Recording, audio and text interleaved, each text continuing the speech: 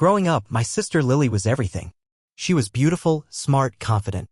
She got straight A's, won every competition she entered, and Dad couldn't stop bragging about her. She was always in the spotlight. And me?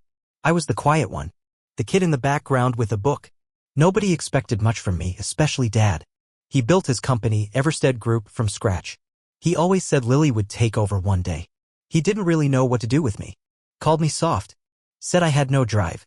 I wasn't like Lily. I didn't care about attention or praise. I liked numbers. I liked being alone. The only person who ever really saw me was Mom. She was the kind of person who made you feel like you mattered just by sitting next to you. She used to tell me I had a different way of seeing things. That it was okay to be quiet, thoughtful. She understood me. When she died, everything changed. Without her, the house didn't feel like home anymore. Lily became even more of a star. And I disappeared further into the background. When I was done with school, Dad basically forced me to work at Everstead. He didn't ask. He just handed me a job in accounting and told me to show up. That was it. I didn't want to be there, but I went. Figured maybe I could just keep my head down and do my thing. I started digging into the books, and pretty quickly I noticed something weird. A few transactions didn't make sense. Small amounts, but suspicious. The kind of thing you only catch if you're really paying attention. So I put together a report and brought it to Dad. He barely looked at it. Told me not to stick my nose where it didn't belong. Said I wasn't in a position to question things. That hit hard. I was trying to help and he basically told me to shut up. That night I sat in my car outside the office for a long time just thinking. I realized I'd never be taken seriously in that building. Not as Josh Lennox. Not as the other kid. So I decided to do something crazy. I created a fake identity, James Whitaker. Bought documents, made a backstory. Then I applied for a janitor job at Everstead. Got hired. Yeah. I became the janitor at my own dad's company. During the day, I worked in accounting. At night, I put on a different uniform and cleaned the same hallways.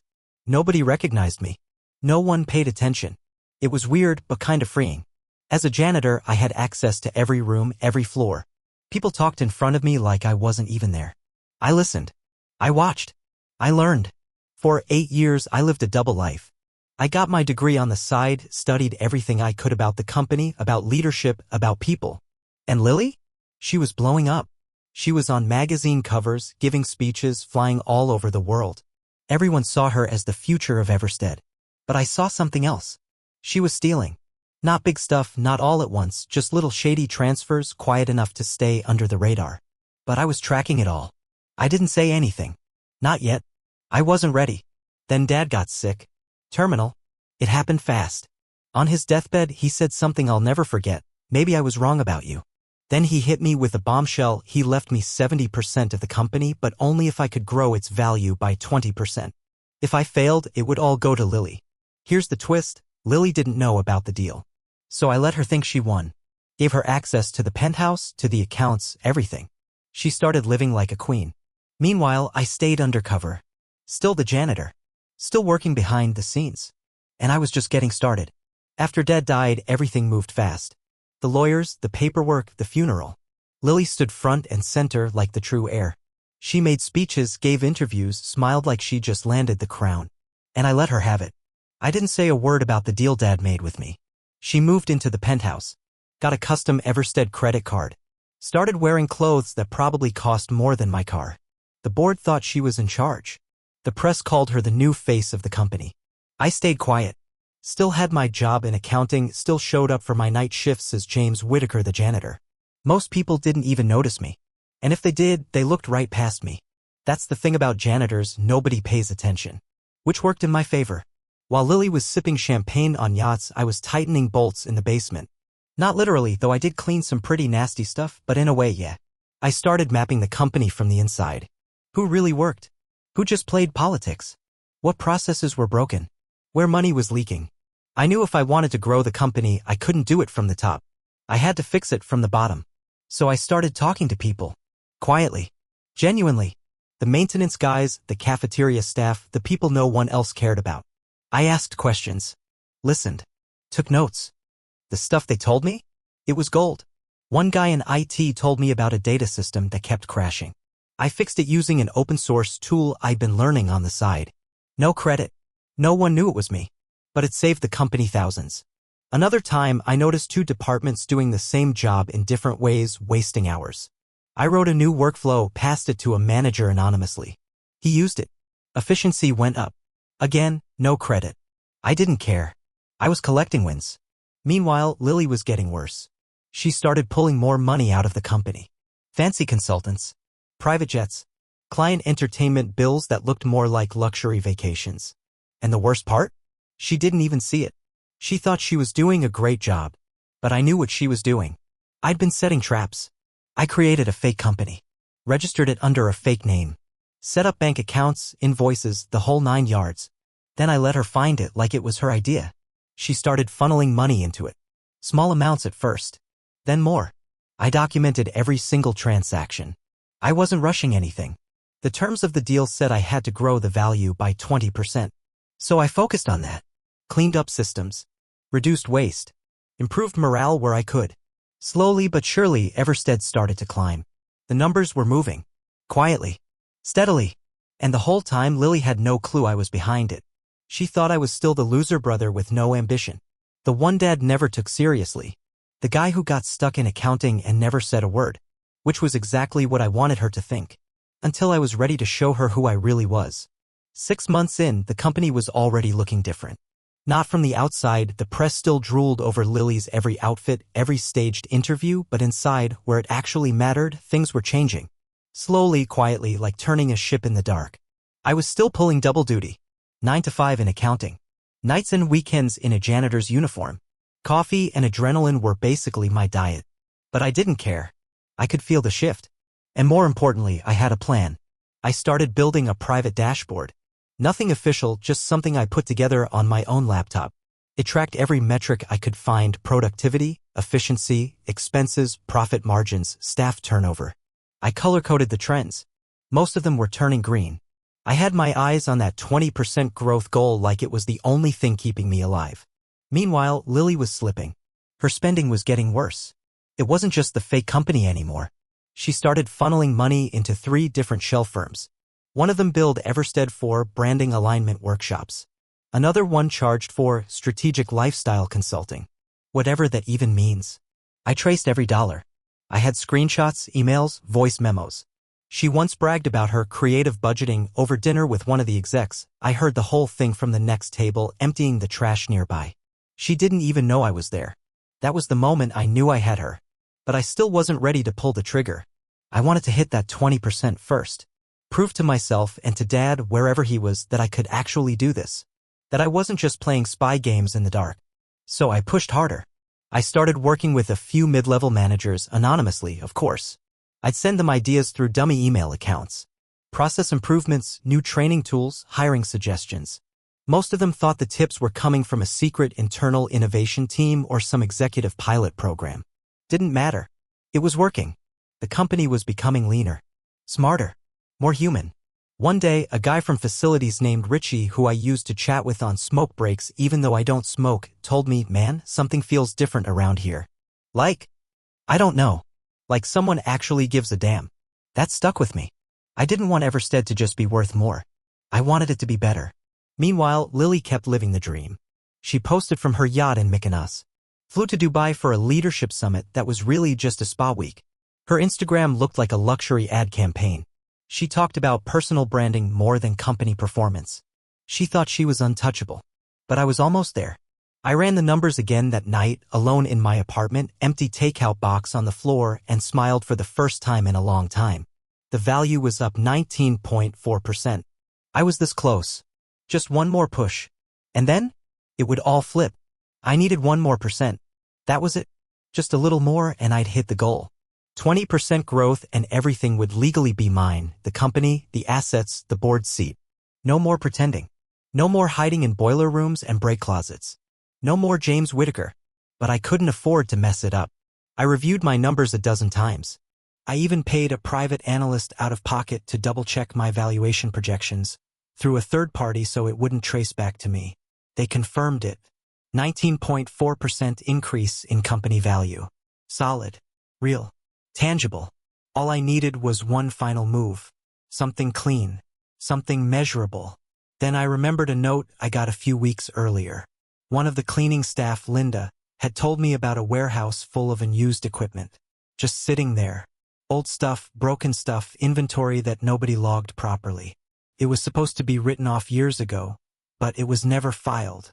No one cared. It was out of sight, out of mind. But if I could clean it up, sell what still had value, and properly close the books on it, we could show significant savings. I ran the numbers. The cleanup alone would tighten our asset records and boost operational efficiency. If we resold part of the inventory to smaller firms, it would push us over the 20% edge. It wasn't flashy, but it would work. So I made a plan. I called in a few favors, late-night janitor favors, the kind people never forget. Richie from facilities helped me get access. Linda rallied a few others from the cleaning crew. We worked nights, weekends, took inventory, hauled equipment, cleaned the place out, and every step of the way I tracked the savings. When we finished, I filed the updated records through an anonymous tip line to the finance department. I made it look like some low-level bean counter found the mistake. Kicked off an internal review. They corrected the records. The result? Company value jumped to 21.1%. Just like that, I'd done it. I was sitting in my tiny apartment when I saw the confirmation from the analyst. I didn't even smile. I just sat there, quiet. I think I was too tired to feel anything. But I wasn't done yet. Now I had to show the board what Lily had been doing. That was going to be the hard part. Because even with all my proof, even with the growth, people still liked Lily. She was charming, polished, camera-ready. They didn't see the fraud behind the smile. So I spent the next few days organizing everything. I had the wire transfers, the fake invoices, the links between her personal accounts and the shell companies, audio recordings of her bragging, photos from events she claimed were business trips. Everything was dated, labeled, cross-referenced, bulletproof. I scheduled a meeting with the board. And then, I invited Lily. She didn't know what it was about. Just thought it was some strategy update or maybe a quarterly review. She walked in wearing a $3,000 suit and heels that could kill someone. Sat down like she owned the room. Then I stood up. And I started talking. When I walked into the boardroom that morning, I was just Josh again. No janitor uniform.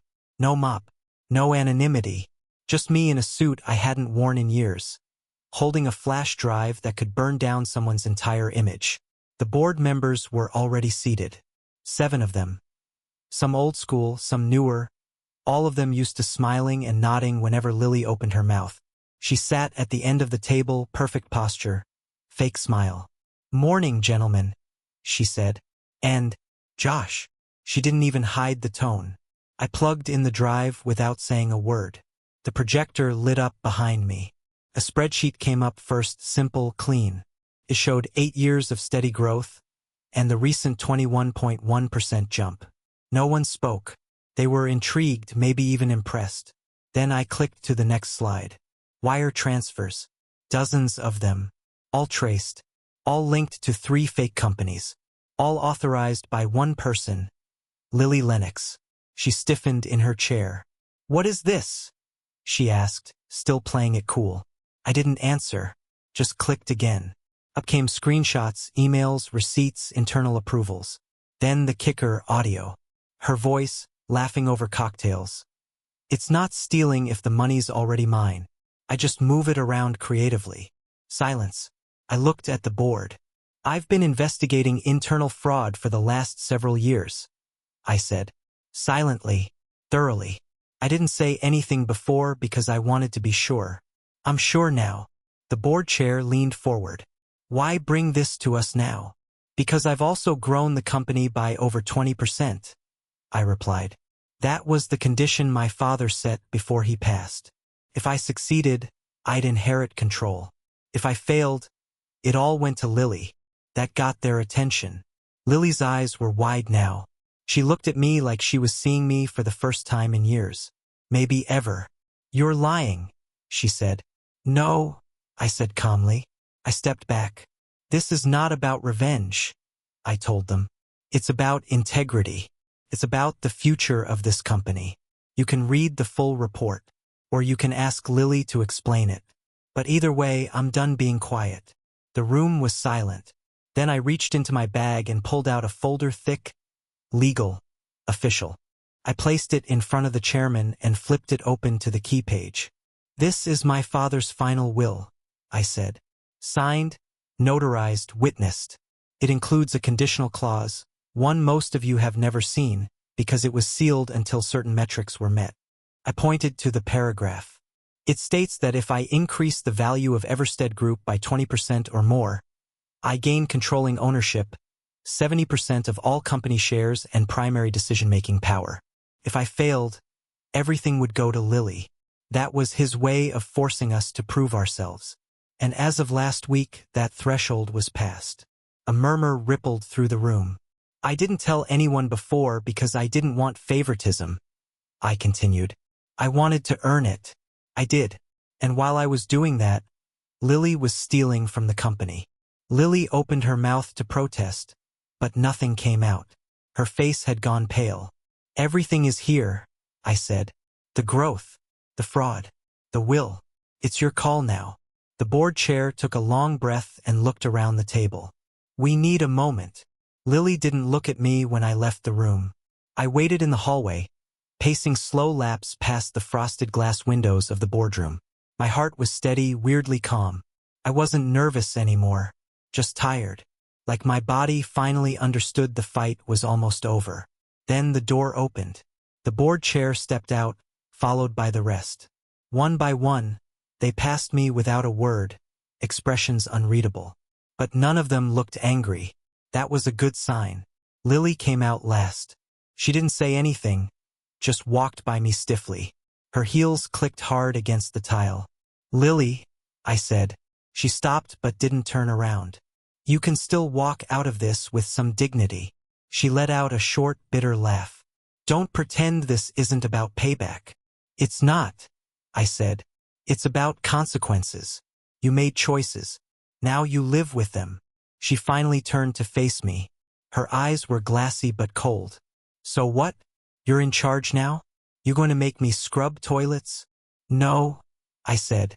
"But you're not in charge anymore. And you're not going to prison, if you cooperate." She narrowed her eyes. "The board's offering you a deal," I explained. "You resign. Today. You walk away from the company, from the shares, from the public face. You keep the house in Wellington. You keep your freedom. But you're done here. Permanently. And if I don't? There's enough here to bury you," I said. "You know it. I know it. And now the board knows it too." We stood there for a long moment. Then, without another word, she turned and walked toward the elevators. I didn't follow. A few hours later, an internal memo went out. "Lily Lennox has officially stepped down from Everstead Group, citing personal reasons." Just like that, the golden child was gone. The press ran their usual sanitized headlines. "Leadership transition. Lennox family evolves legacy." No one knew the truth, not yet. I didn't care. This wasn't about headlines. This was about rebuilding. That night, I sat alone in the old executive office, now mine, and looked out over the city. For the first time, it didn't feel like I was pretending. I was here. I earned it. But something didn't sit right. Because even though I'd won, it didn't feel like victory. It felt like the beginning of something much harder. The first thing I did as CEO was cancel the champagne order. Someone in PR had already booked a celebration reception for my promotion. Fancy hors d'oeuvres, jazz trio, branded gift bags. I shut it down. Didn't feel right. There was nothing to celebrate, not yet. Instead, I called a meeting. Not with the board. Not with department heads. With the night crew, the janitors, the cafeteria ladies, security, maintenance, people like Linda and Richie, the ones who'd helped me clean out that warehouse, the ones who actually kept the place running. I brought pizza. Real pizza. Not the vegan cauliflower kind Lily used to serve at networking mixers. We sat in the break room, the same one I used to mop, and I told them the truth. I told them I'd been one of them. They didn't believe me at first. Then Linda squinted and said, "Wait, James." The look on her face was priceless. I told them about the fraud, the will, the 20%. I told them why I stayed quiet for so long. Why I was here now. Then I told them what came next. We're going to fix this place, I said. Not from the top, from the inside out. You're not just cleaners and cooks and security guards. You're the foundation, and I want you to help me rebuild this company. They stared at me. Then Richie spoke up. You serious? Dead serious. The next few weeks were chaos, but the good kind. I started with wages. Minimum salary across Everstead went up to $30 an hour. Overnight. No delays. No excuses. Most execs pushed back, of course, especially the ones who'd been milking bonuses for years, but they couldn't argue with the numbers. Retention improved. Productivity went up. Morale shot through the roof. We turned off half the unnecessary luxury perks in the C-suite and reallocated that money into employee health plans. Flexible hours. Skill training. Mental health services. People started showing up early. Smiling. Talking. It was weird. And kind of amazing. And then out of nowhere I got an email from Lily. No subject line. Just, we need to talk. I didn't respond. Not right away. But 2 days later she showed up in the lobby. No makeup. No designer clothes. Just jeans, a hoodie, and a look I'd never seen before. She waited at reception for over an hour. Didn't demand to be let in. Didn't name drop. Just waited. Eventually I walked down. She stood up. I'm not here to fight, she said. I'm here because I don't know who I am anymore. I didn't say anything. I lost everything, she added. But I still remember what it felt like when we were kids. When Mom made us grilled cheese and played the Beatles in the kitchen. Before everything got twisted. I nodded slowly. Why are you really here? She looked me dead in the eye. I want to start over. I didn't say yes right away. When Lily asked to start over, part of me wanted to laugh. Or yell. Or just walk away. But instead I told her the truth. You can't come back as an exec. Not as a partner. Not even as staff. She nodded like she expected that. Then what? I paused. Thought about it. Then said something I didn't plan. You can come back as a janitor. Her mouth opened. Closed. You're joking. Nope. She looked at me like I'd slapped her. You want to humiliate me? No. I want you to understand what this place really is. I want you to see it from the bottom. Like I did. She didn't respond. Just stared at the floor. You don't have to do it, I added. You can walk away. Keep your house in Wellington. Move to California. Do whatever. But if you want to be part of Everstead again, this is the only way. She left without saying anything. I figured that was the end of it. But the next Monday, she showed up at 6 a.m. in gray coveralls, hair tied back, no makeup. I handed her a badge. It read, Lillian. Facilities crew. And just like that, she was in. The first few weeks were rough. She hated it. The hours, the smells, the looks people gave her, especially the ones who recognized her. Some whispered. Some smirked. Some just avoided her completely. She didn't complain out loud, but I could see it wearing her down. A month in, I caught her crying in the supply closet. I can't do this, she said. I feel invisible. I knelt beside her. Good. That's how most people here feel every day. She wiped her eyes. Didn't say anything else. Just went back to work. But something shifted after that. She stopped flinching when people ignored her. Started learning names. Joked with the crew. Took pride in clean floors and spotless glass. I caught her staying late once to help a new guy finish up his shift. No cameras. No audience. Just effort. And after a while, she got good at it. She didn't use her last name. She didn't tell anyone who she was. And slowly, the rest of the team accepted her. Not as a former CEO. Not as my sister. Just as Lillian. 7 months in, her supervisor recommended her for a lead position on one of the night crews. Said she was dependable. Precise. Kind. He had no idea who she really was. And I didn't tell him. Meanwhile, Everstead kept growing. We launched a profit-sharing program.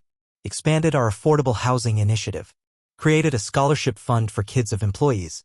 Applications flooded in. One of the proposals for the scholarship branding came from Lillian. It was simple, elegant, and powerful. She'd stayed up all night working on it. I don't want credit, she told me. I just want it to mean something. For the first time since we were kids, I believed her. 2 years ago, if someone told me I'd be sitting in a break room eating lunch next to my sister, both of us wearing work uniforms, I'd have laughed. Yeah? It was just Tuesday. Lily still worked nights. Said she liked it better, fewer distractions, more honest work. She had become a crew leader, running shifts with real structure. Her team respected her. None of them knew about her past, and I didn't see a reason to change that. She didn't need the credit anymore.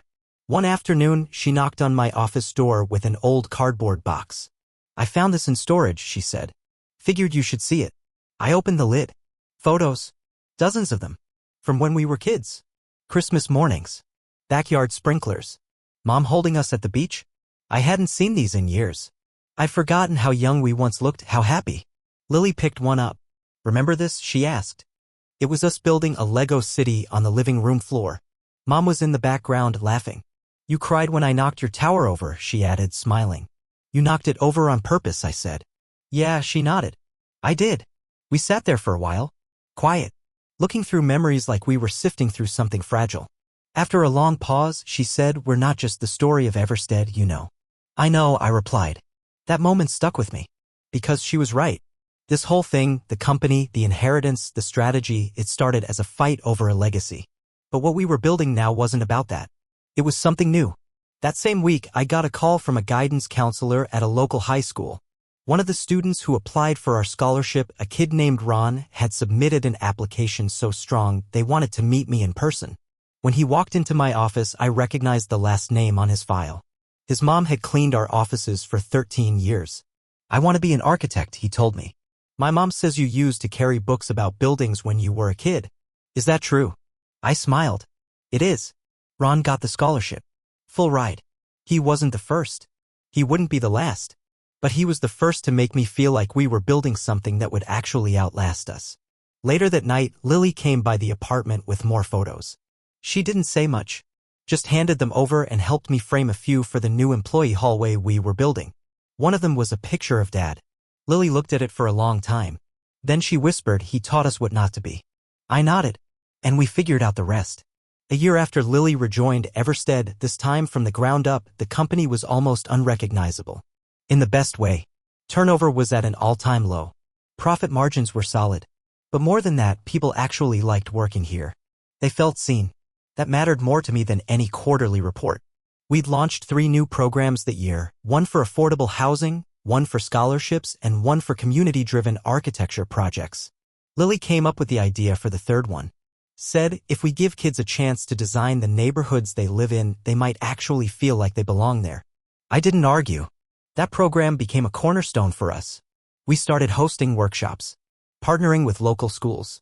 We brought in architects, city planners, even construction mentors. Kids who'd never left their zip code were suddenly presenting blueprints to CEOs. It was wild. And it felt right. But success has a way of drawing attention, not all of it good. Investors started calling. "We love the growth," they'd say, "but this community stuff isn't exactly scalable." One of them flat out said we were leaving money on the table by being too ethical. I told him he was free to invest elsewhere. That didn't go over great. Some board members started raising eyebrows too. Shouldn't we focus on core operations? Is this housing initiative really our responsibility? They didn't say it out loud, but I could hear the subtext. You've done the feel-good stuff. Now go back to being a real company. I wasn't interested. One afternoon, I brought it up to Lily while we walked past the construction site of one of our new community centers. "You think I'm pushing too hard?" I asked. She shook her head. "You're pushing in the right direction. The rest of them are just slow to catch up." Then she looked at the half-finished building. "When this is done," she said, 100 families are going to have access to healthcare, tutoring, childcare. That's not soft business. That's smart infrastructure. I stared at her. "You know, sometimes you sound like Mom." Lily blinked. Didn't answer right away. Then she said, "I wish she'd lived to see this." "Yeah," I replied. "Me too." That night, I went home and wrote a new mission statement for Everstead. It wasn't flashy. Just 5 words. Build people. Build the future. We printed it on the back of every employee badge the next month. No one questioned it. Because by then, they believed in it too. If you had told me 3 years ago that I'd be sitting in a boardroom alongside a former security guard, a janitor, and a scholarship student all helping shape company policy, I'd have said you were out of your mind. But here we were. Richie, the guy who used to patrol the parking lot at night, was now head of security. He ran a tight operation, respectful, modern, and efficient. No more intimidation tactics, no more unnecessary bureaucracy. Just trust and accountability. Linda, the same Linda who helped me clean out that forgotten warehouse, was now director of facilities. She had a knack for systems. Scheduling, repairs, maintenance, she ran it all like a general and people loved her for it. And Ron, the scholarship kid? He was halfway through his architecture degree, already working part-time with our urban design team. His latest concept for modular community libraries was blowing minds. The board had asked who his mentor was. He pointed at Lily. We were no longer just running a company. We were building a network of trust, effort, and shared ownership. Of course, not everyone was on board. One senior exec, a guy who'd been around since Dad's early days, sent me a memo titled Concerns About Organizational Drift. He used words like mission creep and loss of traditional structure. I called him into my office. Let me ask you something, I said. How many people on the janitorial staff do you know by name? He blinked. Why does that matter? It matters, I said, because they know yours. And if you can't see why that's a problem, you probably don't belong in this version of Everstead. He resigned a week later. We didn't replace him with another executive. We promoted someone from HR who'd been working on equity policies and employee training, someone who believed in what we were doing. The media eventually caught on. A local business journal ran a story, From Scandal to Social Impact, the unlikely rebirth of Everstead Group. It went viral. Bigger outlets picked it up. For once, we weren't being talked about because of Lily's wardrobe or Dad's empire. We were being recognized for what we'd become. A new kind of company. At the next all-staff meeting, I stood on the same stage where Lily used to give vision speeches. But I didn't talk about revenue or market share. I talked about Richie. About Linda. About Ron. About everyone who'd been overlooked and underestimated, just like I had been. We were built on power, I said. But now we grow through people. Lily was standing off to the side, arms crossed, watching me. Later, she walked up and said quietly, You're turning this place into something I almost believe in. I smiled. Almost? She smirked. Ask me again in a year. With growth comes friction. Not the bad kind, not the kind that comes from corruption or ego, but the kind that happens when you're building something real. Fast. From scratch. We were scaling. Fast. New community centers. New housing projects. Partnership requests from nonprofits, universities, even local governments. What started as one pilot program had exploded into 5 major initiatives in less than a year. And for the first time since taking over, I started to feel overwhelmed. We were doing a lot of good. But the pace? It was brutal. Meetings ran late. Emails stacked up. Some nights, I slept on the couch in my office just to catch up. I told myself it was worth it because it was, but I could feel something slipping. I didn't want to become the thing I'd fought so hard to replace. One morning, Lily came into my office with a cup of coffee and a look I hadn't seen in a long time. Concern. You've been here 3 nights in a row, she said. You look like hell. Thanks, I muttered. She sat down across from me. Josh, you can't fix everything yourself. I rubbed my face. If we slow down, we lose momentum. If you burn out, she replied, we lose you. I didn't answer right away. She was right, and we both knew it. She reached into her bag and handed me a binder, a full proposal for something called the People First Leadership Framework. It was a decentralized management model designed to train and empower department-level leaders to take on more decision-making responsibility. Less micromanagement. More trust. This is good, I said, flipping through it. She raised an eyebrow. I know. We rolled it out within the month. The results were better than I expected. Not only did it reduce my personal workload by half, but it made people feel more invested in their departments. They stopped waiting for permission. Started taking initiative. I had room to breathe again. More importantly, I had time to look at the bigger picture. One evening, I took a walk through the newest Everstead project, a community garden built behind one of our affordable housing sites. It was quiet. Sunset. Kids were planting tomatoes. A volunteer showed an elderly couple how to use compost bins. It felt peaceful. I stood there, watching, and for the first time in a long time, I let myself smile. Not the forced CEO smile. A real one. Lily joined me a few minutes later. We didn't talk. Just stood there. Then she said, You've changed. So have you. She nodded. Do you ever wonder if Mom would be proud? I looked around us, at the garden, the people, the life we'd helped create. Yeah, I said. But more importantly, I think she'd feel seen. 2 years to the day after I took over Everstead, we hosted our first company-wide scholarship ceremony. We rented out a modest community theater, the kind with creaky seats and a stage that smelled like old wood and popcorn. Nothing fancy. Just honest. Real. The way we wanted it. The crowd was packed. Employees. Families.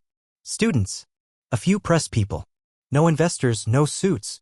Just people who'd built something and people whose lives had changed because of it. I stood backstage, looking over the final list. 50 scholarships. 50 names. 50 stories. Some of them I knew personally. Kids whose parents cleaned our offices. Teens who spent summers working in the mailroom. One girl, Elena, wrote in her application that Everstead's housing program gave her family their first real bed in years. She wanted to study architecture now. That hit me hard. Lily walked up beside me holding a clipboard. "You ready?" she asked. "Not really," I said. "But I guess that's never stopped me before." She smirked. "They're gonna love it." The lights dimmed. The music came up. Someone introduced me as CEO Joshua Lennox, and for once, that title didn't feel like a costume.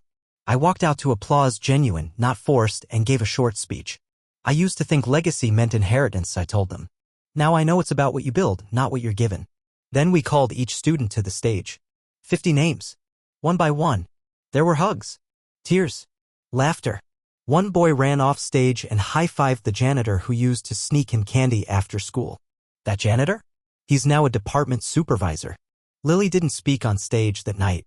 She didn't need to. Instead, I found her later, standing alone by the window in the reception area looking out at the street. She had a glass of punch in her hand and a faraway look in her eyes. "Penny for your thoughts?" I said. She turned slowly. "I used to think being a Lennox meant winning. And now I think it means making space for others to win too." She set the glass down and looked at me. "Thanks for not giving up on me," she added. "Even when I deserved it." I didn't say anything right away. Just nodded. Because she finally understood. This wasn't about payback, or punishment, or proving a point. It was about starting over. Together. We didn't throw a party for the 2-year anniversary of Everstead's rebirth. Instead, we opened a new building. It wasn't a headquarters. It wasn't flashy. Just a 3-story, multi-purpose center in the middle of a low-income neighborhood we used to ignore. It had free tutoring rooms, basic health clinics, job training labs, and a garden on the roof. We named it the Lennox Center. Not after our father. After our mother. Because she saw people, Lily said when someone asked. The opening ceremony was small, local, intentional. No streamers. Just stories. One by one, people who'd benefited from our programs stepped forward. A woman who used to work night shifts in our laundry department talked about how she got her GED through our education program. A teenage boy, one of Ron's interns, shared his dream of designing better public housing. And Ron? He was there too, standing next to Lily, presenting a model of the next project, a community-designed park system that would stretch through 6 neighborhoods. His hands shook a little, but his voice was clear. "I used to think people like me didn't belong in places like this," he said. "Now I think people like me should be building them." That one got a standing ovation. After the ceremony, I wandered through the new building, alone. I stopped by a wall where we'd installed a mural. It showed the evolution of Everstead. From a cold steel and glass tower to a bridge of hands and homes growing outward. At the center was a quote painted in Mom's handwriting, something she once wrote in a card she left for me as a kid. "Build what you'd want to walk into." Lily came up beside me. "You did good," she said. "No," I replied. "We did good." She smiled. "You think he'd be proud?" I paused. "Maybe. But honestly, I don't really care anymore." She looked surprised. "I'm not building this for him," I said. "I'm building it for everyone he never saw. Everyone we used to miss." We stood there a while, watching families tour the space. Kids climbing stairs. Volunteers setting up classrooms. It felt real. Later that night, back at the office, we stayed late reviewing the budget for the next year's projects. No yelling. No egos. Just coffee, pencils, spreadsheets, and shared focus. And somewhere in the middle of it all, I realized something. This wasn't a company anymore. It was a movement. The end of the year came faster than we expected. We'd grown again. 3 new centers. 6 new partnerships. Dozens of lives touched in ways we'd never fully know. It was hard to measure everything, but we kept track of what we could. Not just profits, but trust, stability, pride. For the first time since I could remember, Everstead wasn't just surviving. It was leading. And this time, the celebration felt earned. We held the holiday party in the same old warehouse Lily once used for fake invoices. Poetic, I know. It had been renovated, of course, now a bright, open event space lined with art made by scholarship students and architecture interns. There were tables of food, real food cooked by local vendors we'd supported. No spotlights. No red carpet. Just people. I wandered through the crowd, hearing laughter, seeing people from all corners of the company mingling like equals. Richie was dancing with his wife. Linda was teaching someone how to 2-step. Ron had brought his mom. She cried 3 times before dessert. Toward the end of the night, someone handed me a glass of cider and nudged me toward the front. Speech, they said. I didn't prepare one, but I walked up anyway.